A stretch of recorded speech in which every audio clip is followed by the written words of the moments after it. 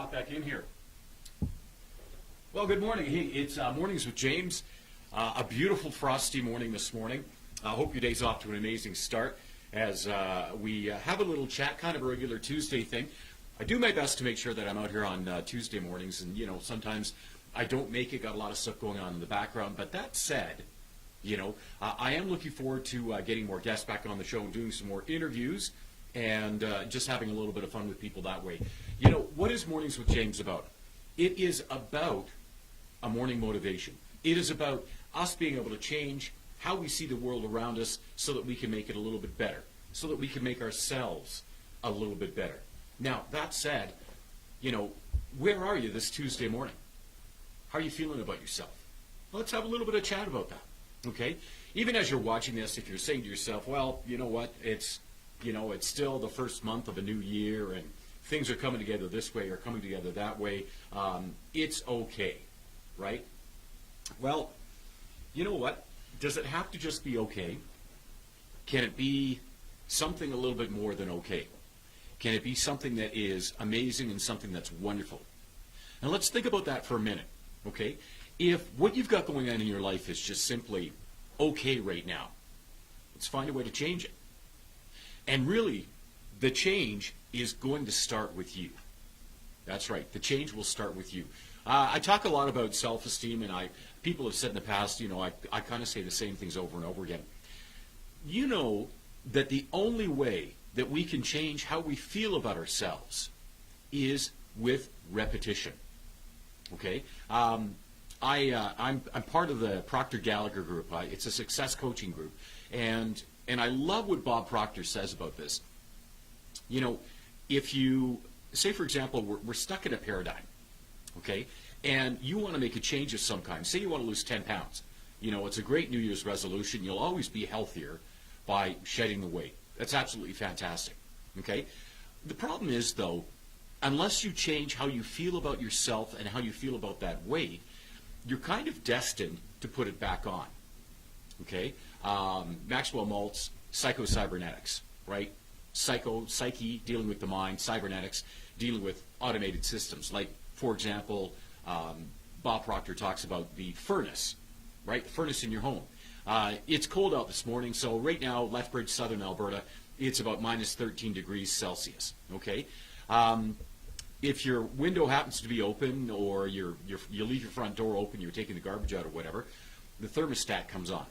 As soon as you close that front door, right, the temperature in your house, maybe you had it set at 20 degrees for early in the morning, and then the temperature dropped down to 18.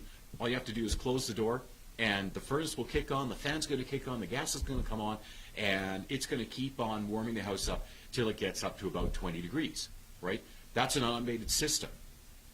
If you look at our lives and look at how we do things, we're pretty automated. Many of us get up, go to work in the morning, or we have a ritual of some kind that we follow along. And our brains follow those rituals as well, okay? So even if you look at, I was talking with one of my clients yesterday, and you look at the whole process of losing weight. Many people have gone up and down in their diets, losing weight, putting it back on, losing weight, putting it back on. And it's not until you fundamentally change how you feel about yourself and what is driving the weight issue. And let's face it, no matter what weight you are, if you're happy at that weight and that weight is an expression of yourself, fantastic. Be happy within your skin. However, if it's time to make a change happen, and I've got some great ideas on that, by the way, you can check out jrmatthew.com for more information on that. If you want to make a change happen because the doctor says, hey, you're just not healthy enough, or hey, you know what, you need to make this happen, we're going to have surgery coming up, you have to make a change happen, then it's time to make that shift happen. It's really time to make that shift happen. But how do we shift? If you look at, for example, the paradigm that you operate under, how do you shift? Well, let's first of all look at how we got to where we are. We're born, and we are a genetic combination of our parents, mom and dad, okay? Not much control there. That's their input into it. Biologically, that's how it happens. Moving forward, we start to look at how things change. So from the time you're born, the time you're in utero, still inside mommy's tummy, you're learning. You're picking up signals, the language and everything. When you come out into the world, you get a sense of belonging. And that sense of belonging makes you want to be like your parents. Your parents walk around on 2 feet, you walk around on 2 feet. And you're going to move forward doing that. And the language that they speak, whether you start learning English or you learn French and Spanish and everything like that, impact on you. What you believe to be true about yourself and everything. So we're going to find that if parents are highly critical of their kids, the kids grow up to be a little bit on the insecure side, always questioning whether they're right or not. Conversely, if parents are always building their kids up, always praising them, always, letting them know that the world is full of infinite potential, and they are definitely full of infinite potential, then their perspective on that will be quite a bit different. Okay? The personality becomes set by the time we're about 5 or 6 years of age. So, and I've said this before, if you were to meet somebody's parents and then meet their children, there's not going to be too much of a difference. Now, you may say, well, this child is really delinquent here, and they do this and they do that. Well, yeah, but you know what? Mom or dad probably have some of those traits that have just been accentuated by the world that child lives in, right? And so we find that people who are, for example, exposed to crime, initially may absolutely detest it, then they get used to it. Well, there's not much I can do about it, just is, right? And then they become embraced in it unless they change, right? So when you look at your environment and you look at who you hang out with and everything like that, you're generally going to tend to find that your environment is a pretty good fit for who you are. Okay? Now, let's look at who you are. Okay? Do you always hang out with people who always seem to have some drama going on of some kind? Then is your life full of drama as well? Are you a physically active person and is your life full of physical fitness? Then chances are you've got some friends that are like-minded that way. Runners tend to gravitate towards runners. I know myself, loving to do stairs. I have many friends that love to do stairs, and that's what we get out and do. And all of us are in pretty reasonable shape. Many of my friends, much, much better shape than I am. It's a work in progress. And I have fun challenging myself with that. Moving forward, getting back to the whole notion of self-esteem and even making healthy change happen. If you're not happy with where you are right now, moving forward, making a change happen, then it's time to create a newer version of you. Now, we all know, those of us that follow golf, Tiger Woods, at the peak of his career, reinvented his swing, which took him down a little bit, but then brought him up to a new level.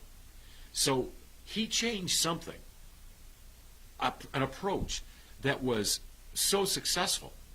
Now, think about yourself. Think about where you are and where you want to be. Think about your goals and those goals for 2019. If what you've got going on isn't working, then it's time to change it. Well, how can we change it? Well, here's how. Get out your pen and paper. And this may sound strange, but really, we become what we think of most of the time. We become what we think of every day. And so you ask yourself this question, what are you thinking of? Are you thinking of the things that you don't have?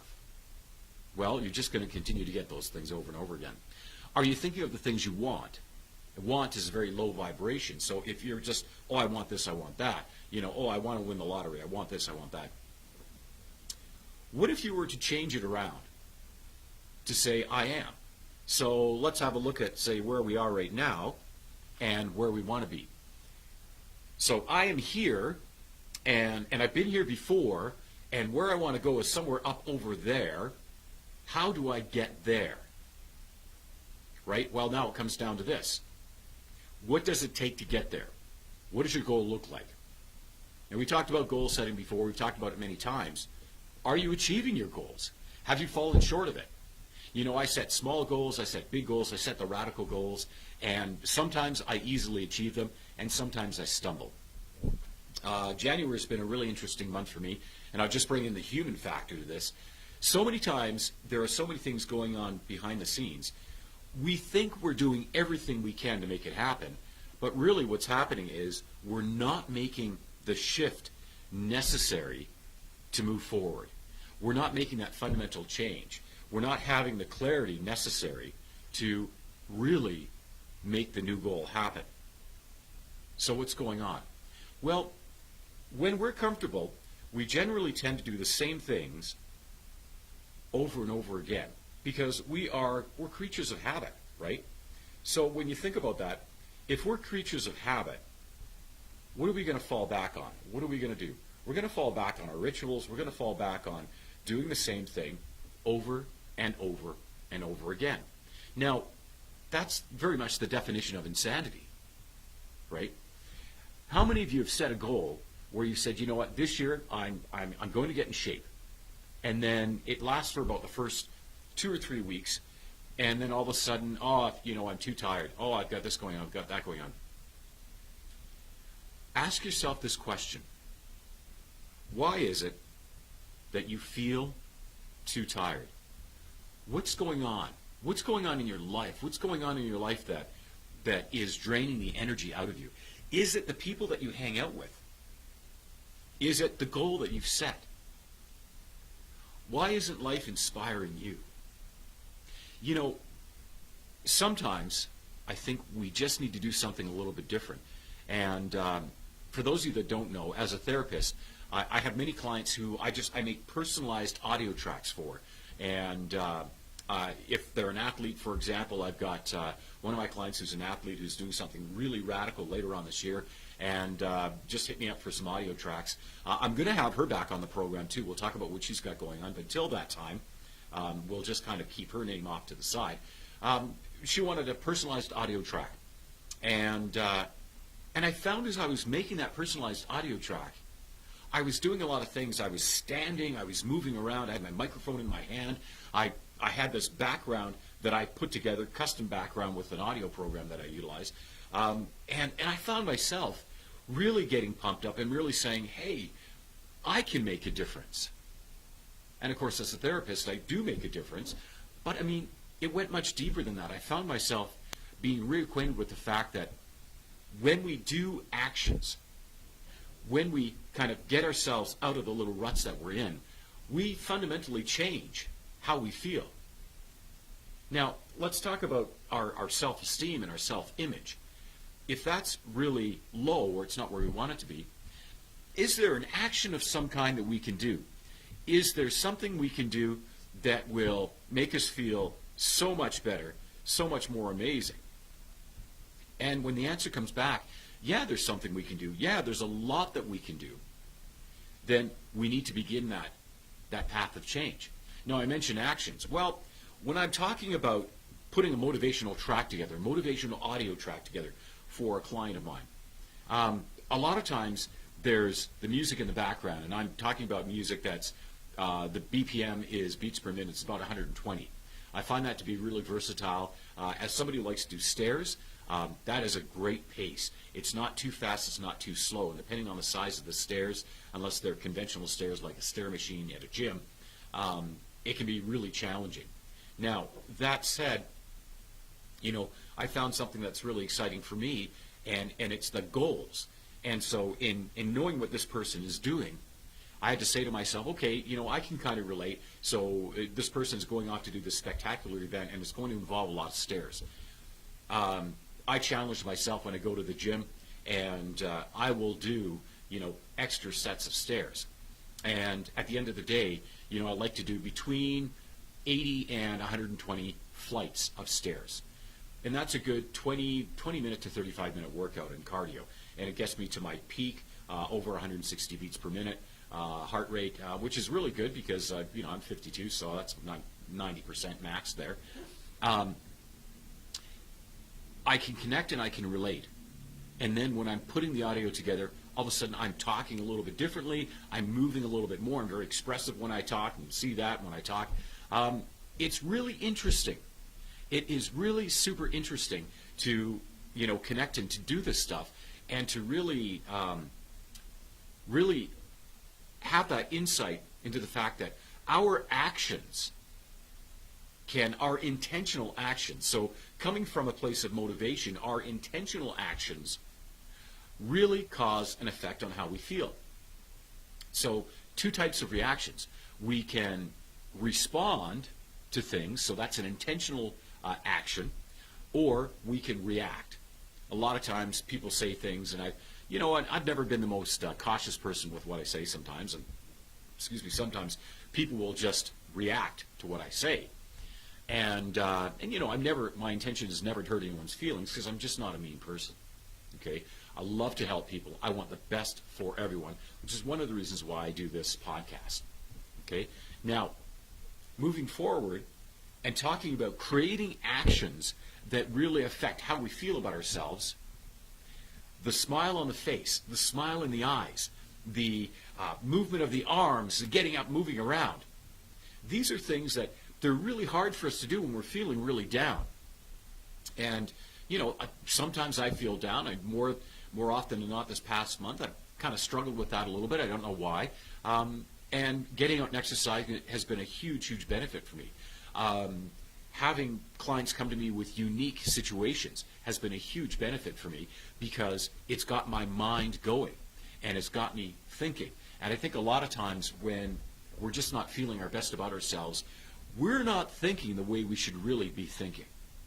Now, getting back to the self-esteem, if you look at how your parents were, right? And it's not to say that as they exactly were, you exactly are, because we all know families where you've got the brothers and sisters, and you look at the parents and you go like, why are these brothers and sisters so different? Well, it comes down to how they see things and how the reaction to those things were interpreted, right? And how life events shape them, how tragedy shaped them, how great moments shaped them, how great success shaped them. And that goes all the way back to when we're kids. You can have sibling rivalry where, a brother or sister thinks the younger child has been, given a gift in life, and that says more about that person's self-esteem. Or you can see, a younger child not having good self-esteem because they look at their older brothers and sisters and they go like, oh, I wish I was more like them, right? It all comes down to you and what you're saying about yourself. Remember what I said before. We become what we think of most of the time. We become what we think of every day. So what are you thinking of every day? Right? Let's go back to that whole model of repetition. Let's go back to the notion that, okay, why don't you think of something amazing that you want? We talked about this, and Napoleon Hill talks about it in Think and Grow Rich. Autosuggestion, which is the same thing as me just saying to myself, I am enough, I am worthy, I am amazing, I am so happy and grateful for all the great clients who come my way. I am so happy and grateful for all the abundance I have in my life. Those are all affirmations. I'm so happy and grateful now that I am more confident in myself. I'm so happy and grateful now that I'm feeling better about myself. That autosuggestion, that's all really important for you to be able to move forward and just make the best life that you can make. So let's back up again. Once again, repetition. If you look at what you're doing and you're not happy with how that's working out, let's look at the subtle behaviors. Take a moment, your pen and paper, and write down who you want to be. Write down what your ideal self is. And maybe, in writing that down, you see some things that come up, some things that you weren't aware of before. Okay? Maybe there are some self-worth issues that need to be addressed. Maybe you need to affirm the fact that there are 7 billion people in the world and there's nobody quite like you. 7 billion people, and you are totally unique. We are each meant to live a life of abundance, a life of fulfillment of some kind. We each are. Right? There's no doubt in my mind about that. Yet, really, what are the stats? 1% of the population makes 95% of the wealth. Right? Now, it's not all about money, but it's really interesting how that is. If you were to look at people around you, say, for example, my goal this year now is to do 120 speaking events. Well, so that's an average of 10 a month. So I've got a bit of a deficit this month because I only did a couple. Now, I want to make a change, and so next month, I know that I will be getting more into schools. I'll be getting more. I've got a couple of tours coming up. So maybe next month I make up for that and I do 19 per presentations. Now, that's a lot of presentations. But then again, that's what I love to do. And we should all get paid to do what we love to do. Now, in setting that goal, in setting any goal of any kind, we have to look at how we feel about ourselves. And it comes down to even subtle things. Check your self-esteem. Check your self-worth. What do you believe about yourself? And what are the languages, what are the words you're using? When you're, say, for example, like myself, being self-employed, when I'm getting online and I'm making a post or even coming in and doing a podcast like this, or I want to connect with a business and I want their business, I want a speaking program for their business, I have to be very sure of myself, because when it comes down to it, the company can come back to me and say, hey, you know what, James, why really should we hire you for this? You know, we work with this company over here and this company over there. Why should we hire you for it? Well, then I need to have an answer. And that answer has to be something that conveys confidence. Well, for one, I know a lot of things about the human psyche. And for two, I know that my approach goes directly to the core of our personality traits.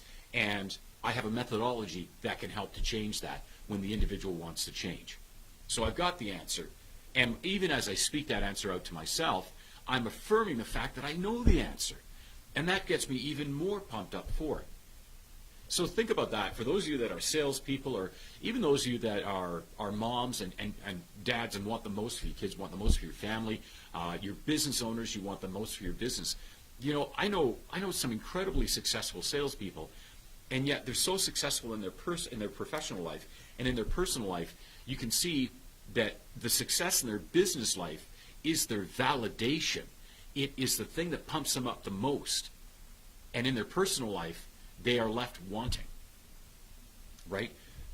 They have to be able to take that, the confidence that they exude in their sales life, and bring that into their personal life.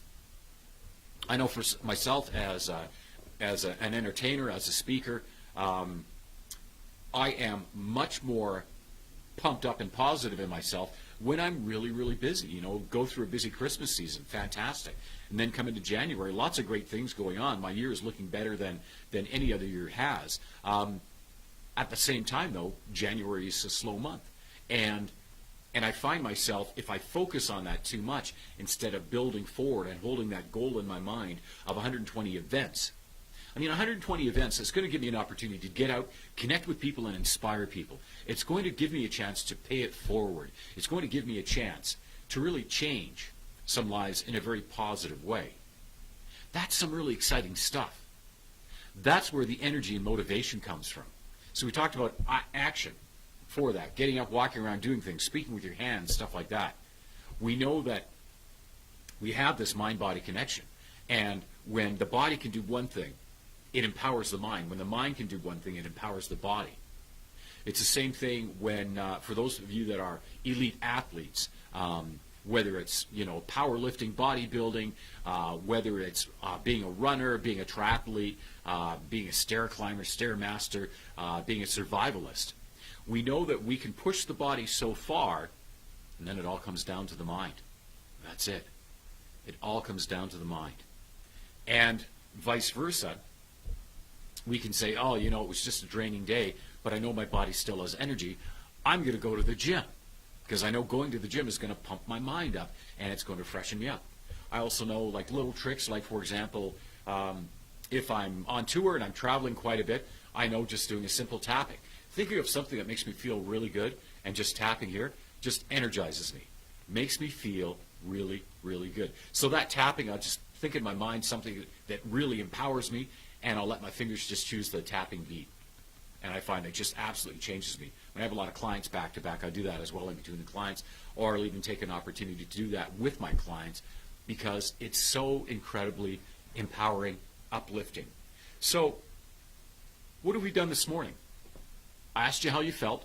I asked you where you were with your goals, how things are going, and I've showed you that two-way street.